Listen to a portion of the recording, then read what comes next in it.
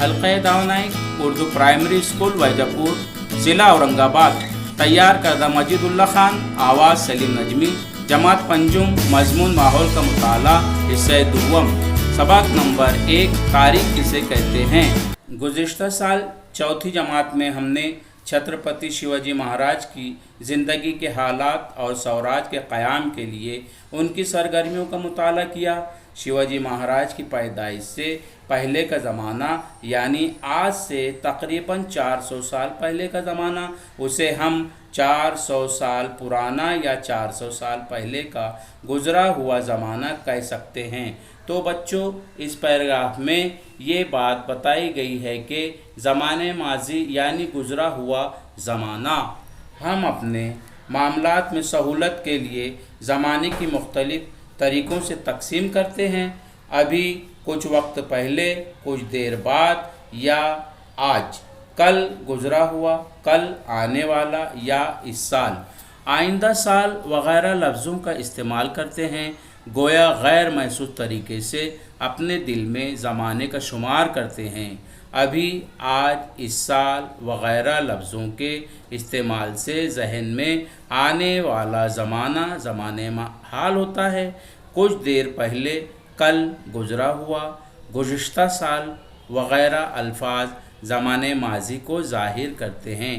تھوڑی دیر بعد، کل آنے والا، آئندہ سال لفظوں سے زمانے مستقبل کا خیال آتا ہے۔ گزرا ہوا لمحہ زمانے ماضی ہے، ابھی جاری لمحہ زمانے حال ہوتا ہے، زمانے مستقبل ابھی آنے والا ہے۔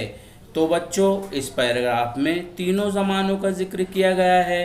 زمانے ماضی یعنی گزرا ہوا زمانہ، زمانہ حال یعنی جاری زمانہ، زمانے مستقبل یعنی آنے والا زمانہ۔ زمانے ماضی میں کئی واقعات ہو چکے ہوتے ہیں۔ مثلاً آج آپ کی عمر 10 سال ہے، اس کا مطلب یہ ہوا کہ آپ کی پیدائش کا واقعہ ماضی میں 10 سال پہلے ہوا تھا۔ اسی طرح 10 سال بعد یعنی زمانہ مستقبل میں آپ کی عمر 20 سال ہوگی۔ اپنی پیدائش سے لے کر آج تک یعنی گزرا ہوا زمانہ اس شخص کی زندگی کا زمانہ ہے۔ زمانے ماضی میں ہونے والے واقعات کو سمجھ لینے کے سائنس کو تاریخ کہتے ہیں۔ تو بچوں، اس پیراگراف میں یہ بات بتائی گئی ہے کہ زمانے ماضی میں ہونے والے واقعات کو سمجھنے کی سائنس کو تاریخ کہتے ہیں۔ تاریخ کا سائنسی طریقہ۔ تیسری اور چوتھی جماعت میں مضمون ماحول کا مطالعہ کی کتابوں میں ہم الگ الگ سائنس سے متعارف ہو چکے ہیں۔ کسی بھی ثبوت کو عملاً تجربات کی کسوٹی پر بار بار پرکھا جا سکنا ان تمام سائنسوں کی خصوصیت ہے۔ ہر ثبوت کو مختلف کسوٹیوں پر پرکھنے کے بعد ان پر اعتماد کیا جا سکتا ہے یا نہیں، اسے طے کرنے کے طریقے کو سائنسی طریقہ کہتے ہیں۔ ہماری پیدائش کے بعد کی بہت سی باتیں ہمیں معلوم نہیں ہوتی، لیکن دادا دادی، ماں باپ وغیرہ ہمیں اپنے بچپن کی بہت سی مزیدار باتیں سناتے رہتے ہیں۔ یہ باتیں ان کی یادداشت میں ہوتی ہیں۔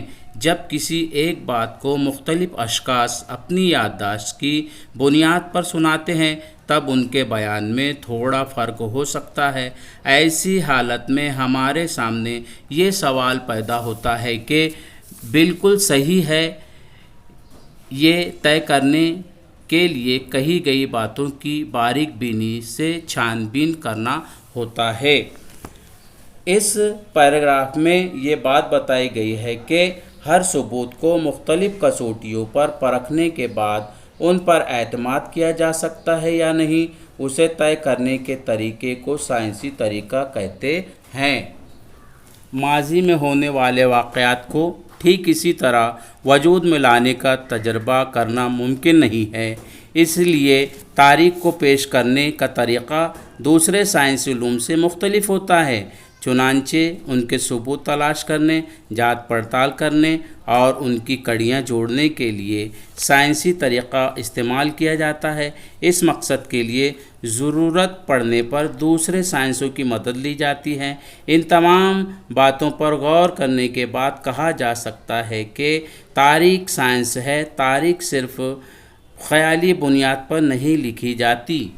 قدیم اشیاء، عمارتیں، دستکاری کے نمونے، برتن، سکے، کندہ تحریریں، تانبے کی تختیاں، کتابیں، دستاویزات، لوگوں کی یادداشت میں محفوظ قصے، کہانیاں اور گیت وغیرہ کو تاریخ کے ماخذ ذرائع کہا جاتا ہے۔ ان ذرائع کی 3 قسمیں ہوتی ہیں: طبعی، تحریری اور زبانی۔ ان ذرائع سے ملنے والے ثبوتوں کی مدد سے یہ تلاش کیا جاتا ہے کہ ماضی میں ٹھیک کیا ہوا ہے اور کیسے ہوا۔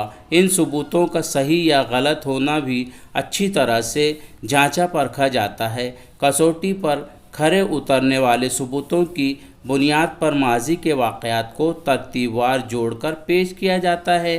اسی کو سائنسی طریقہ کہتے ہیں۔ تاریخ اور ہم اس کے بارے میں ہم معلومات حاصل کریں گے۔ سائنس کے مطالعے سے ہمیں بہت سے سوالوں کے جواب مل جاتے ہیں۔ مثلاً ماحولیاتی سائنس ماحولیات کی بربادی اور آلودگی جیسے مسائل اور ان کے حل کا مطالعہ کرتا ہے۔ اسی طرح ہر سائنس اپنے موضوعات کا مطالعہ کرتا ہے۔ تاریخ ماضی میں پیش آئے ہوئے واقعات کا مطالعہ کرتی ہے۔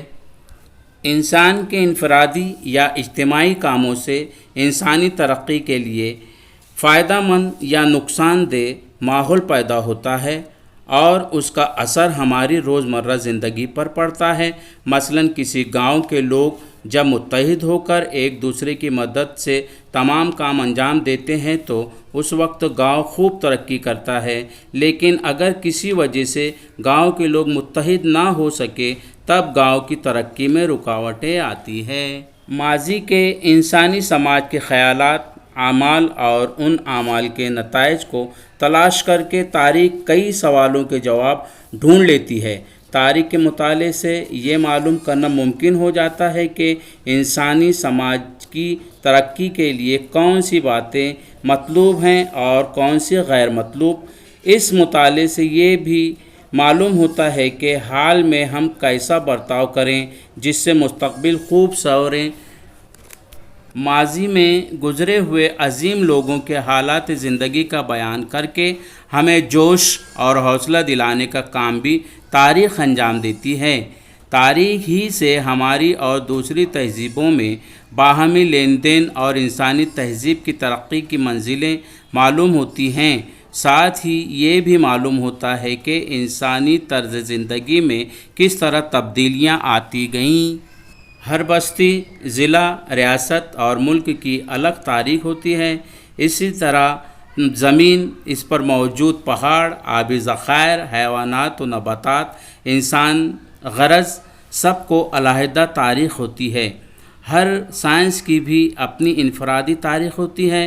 اس کی بنیاد پر انسانی تہذیب میں اہم تبدیلیاں لانے والی بے شمار سائنسی تحقیقات کا پتہ چلتا ہے۔ ان سائنسدانوں کے بارے میں بھی معلومات ملتی ہیں جنہوں نے یہ تحقیقات کی۔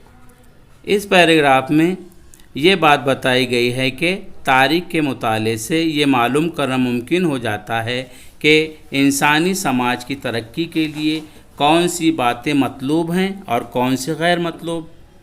اب ہم زمانے ماضی اور زمانے مستقبل کے بارے میں معلومات حاصل کریں گے۔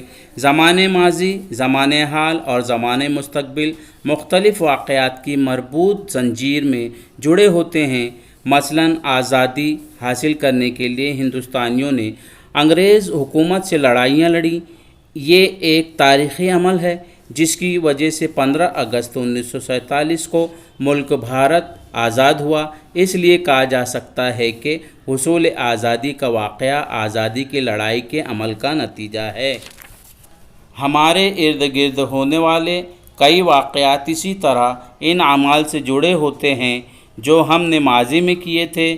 اس بات سے یہ بھی معلوم ہوتا ہے کہ پہلے کیے ہوئے یعنی زمانے ماضی میں کیے ہوئے کاموں پر مستقبل کا دار و مدار ہوتا ہے۔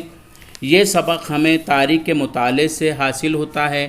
مثلاً بہت قدیم زمانے میں انسان نے اپنے ارد گرد موجود چیزوں سے ہتھیار بنانے کا فن سیکھا، آگ کا استعمال بھی سیکھا، بعد میں اس نے پہیے کی دریافت کی، بعد میں آنے والی نسل نے ان کو مزید بہتر بنایا۔